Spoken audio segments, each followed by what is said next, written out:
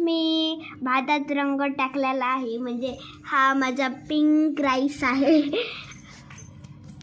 तर फ्रेंड्स बघा, मी इथे एवढं सामान ठेवलेलं आहे जे झालं, आणि मी हे सगळं साफ केलं कारण की खूप घाण होतं. बघा किती घाण होतं. अरे बापरे, हे पण घाणीतच केलं. तर आता काय बनवणार आहोत आपण? आता मी फिंगर चिप्स बनवते. तर फ्रेंड्स मी आता काय बनवणार आहे, फ्रेंच फ्राईज बनवणार आहे. तर मग माझ्याकडे हा पेपर आहे आणि मग मी हे तोडून बनवणार आहे. तर फ्रेंड्स बघा माझे फ्रेंच फ्राईज फ्रेंच फ्राईज. तर बघा मी माझे फ्रेंच फ्राईज काय काय टाकून बनवलेत आपलं असंच. तर मग बघा,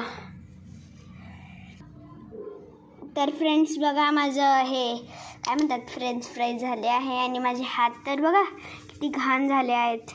आणि बघा ऋषिका काय येडापाना करते. ऋषिका तोंड दाखव.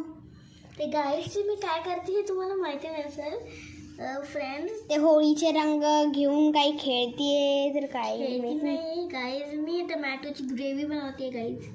टमॅटोची ग्रेव्ही उलट मला चांगलंच आहे. ठीक आहे, बनव चालतंय.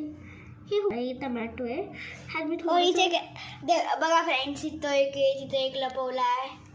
अभी बोलो ना शर्मा रही हो. तिथे एक टमॅटोची पण हे कुठं येते तुला गाईस? हे तुम्हाला कुठल्या अँगलनी टमॅटो दिसते मला हे सांगा.